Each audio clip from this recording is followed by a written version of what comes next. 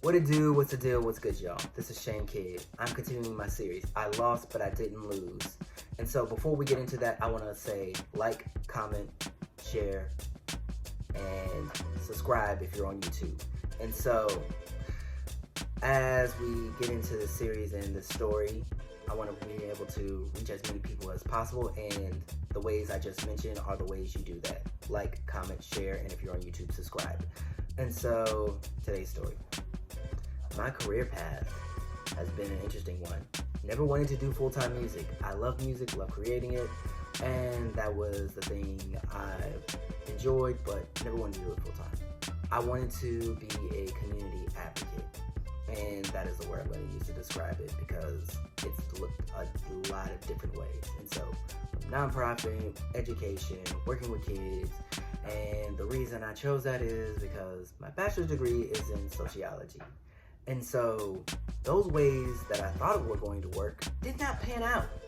But particularly, I want to focus on me trying to transition out of that because, again, my life has not gone the way I imagined after graduating college. And so I went and worked on getting my master's. And that did not pan out the way I thought it was going to pan out. I thought about focusing in on my strength, which was sociology, which was culture, which was, being in a more educative process. So I thought academia and all those things. And they did not pan out. I had conversations with professors, advisors, with programs, and getting into those sociology master programs did not pan out. And it was frustrating. It was hard. I was hurt. I did not think that life after college was going to be that challenging and getting into these programs, but it did give me something to think about. It gave me some things to process. I was focusing in on my strengths instead of a space where I was beginning to grow and get opportunities to explore. And I began to learn that my strengths were a great place for me to build my foundation, but they were not where I needed to build my future on. And so, just to say it again, for me, my strengths were great for building my foundation, but they were not great for building my future.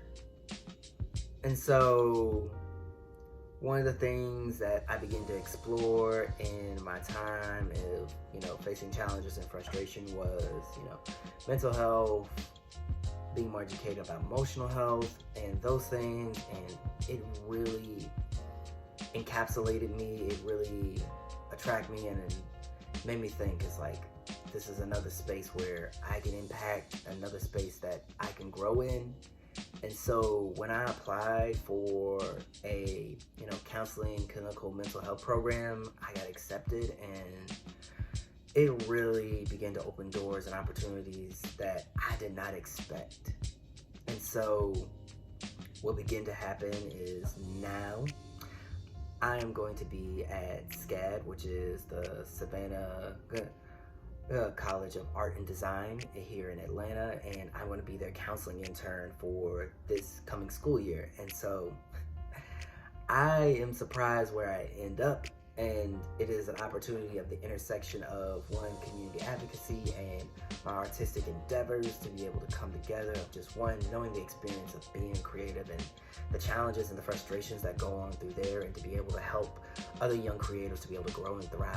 And I'm looking forward to that. And so if I were to continue to stay in my strengths and try to focus in on there, I don't think I would have this opportunity to do something that I'm very so much so passionate about and want to see thrive.